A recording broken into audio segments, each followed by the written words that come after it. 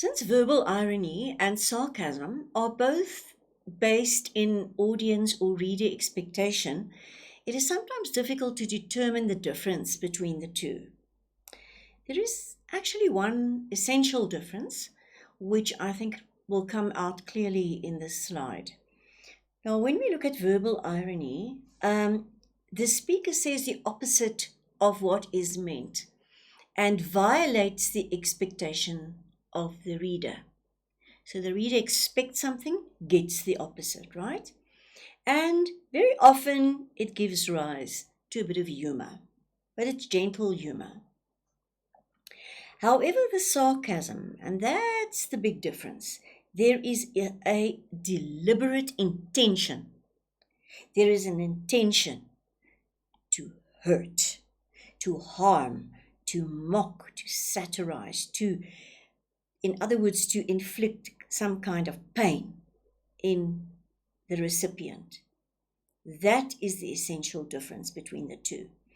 So, in other words, there's an element of shame there, or a kind of a poking of fun at something. Where, as in irony, you seem to maintain or enhance the face of the other person. You seem to be complimenting the other person, but in fact, you are insulting the person. Can you see that? That's where the irony comes in. But the intention is to harm in terms of sarcasm. That's the difference. It attacks and it offends, right? And the outcome is very close to explicit criticism or even direct antagonism. It's sometimes extremely hurtful. If you look at this, for instance, it's irony.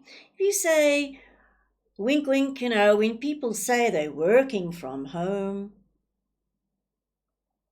what it actually means is the opposite. They're perhaps not working so hard, but there's no intention really to harm anybody. It's just an observation where the truth lies in the opposite of what you're saying. No intention to harm.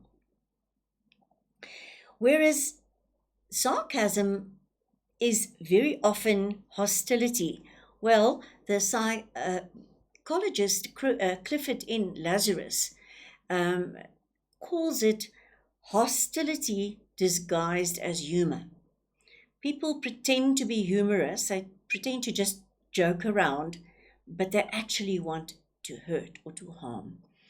Now, if you look at this, whenever someone asks why I'm so sarcastic, I don't like people, and sarcasm is my only defense. And look at this, it's basically the same. It's a very, very common notion that sarcasm is a kind of defense mechanism. Sarcasm, because beating people over the head is against the law. But it's not against the law for me to verbally hurt someone. So it's a kind of defense mechanism, if you like. So while there's a close connection between irony and sarcasm, sarcasm can be seen as a crude form of irony, as we've seen.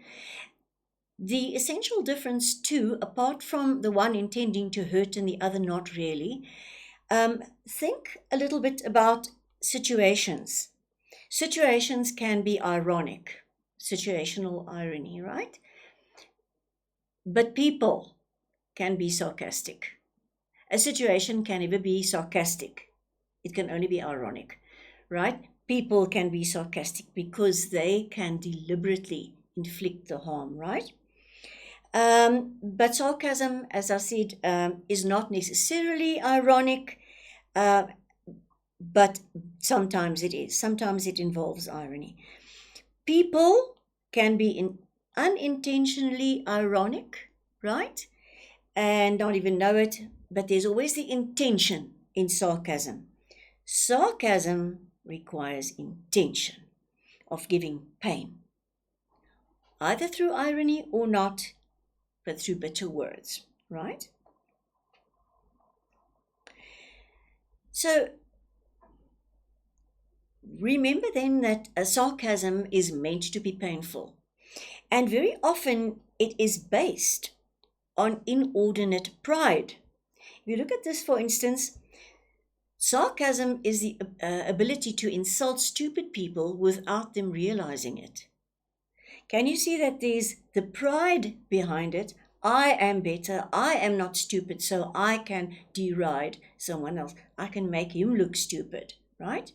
And it's sometimes aimed at a person or a group that is thought to be inferior to you, right? It is a form of verbal aggression. So all these things we are saying about sarcasm are quite negative. Can you see the connotations are negative? It is ridicule. It is mockery. It is used to express contempt. It is very often destructive. Can you see all these negative words? For instance, if you say to somebody, what a renowned actor you turned out to be, when actually you mean the opposite. It is meant to just stab a little, right? So while sarcasm is mainly distinguished by vocal inflection, in other words, it's the way in which you say it that actually brings across the sarcasm, really. You see, the tone that brings it across. So it's usually vocal in nature, right? Very often can you see that there are also physical cues that support your tone of voice, where you raise the one eyebrow, for instance, or any physical action that could just enhance the sarcasm conveyed. But it can also be used in writing. As I said, it's mainly vocal. It has to do with the voice. It has to do with some physical cues. But how can we actually write? Can we write sarcasm? If I say, for instance, you are such a genius. Did you see that? Putting such in italics. I can even write in sarcasm. So there are ways in which you can, through writing, suggest the sarcasm, especially if you add it in the narrative, in saying how this person said it, what he did while he said it, etc. Then the sarcasm can be conveyed. Irony and sarcasm, they're everywhere. I mean, it is a virtual epidemic in memes, for instance. You can see it. You can hear it in stand-up comedians talk on stage. You can find it in films. Here is an example from Steel Magnolias. The nicest thing I can say about her is all her tattoos are spelled correctly. Can you see the sarcasm there? Then from TV, Alan saying, "Hey, I'm just looking out for you." And then Charlie says, "Do me a favor, a little less looking out and a little more moving out." You all know men. However, there are some people that think that sarcasm is not as negative as we would like to make it out to be. Here is one opinion. Being able to respond with sarcasm within seconds of a stupid question is a sign of a healthy brain. Another one, if you don't want a sarcastic answer, then don't ask a stupid question. I want us to look at this one example. "Oh, I'm sorry. Did the middle of my sentence interrupt the beginning of yours?" It might take you a minute to figure that one out. It is a very sarcastic attack on somebody who actually interrupts you while you are speaking. So, So in other words, you can see that the intention there is to hurt, is to inflict some kind of disapproval.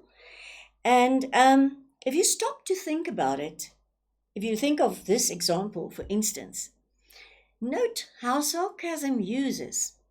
It makes use of irony, it makes use of wit. Some people call it the worst form of wit, the lowest form of wit, but it does make use of wit and very sharp wit sometimes. It makes use of antithesis, of rhetorical questions, of satire, of humor, of innuendo, of body language, of vocal inflection. All these things come together in sarcasm. So, G, what do you think? Is it the lowest form of wit or the highest form of wit? You think?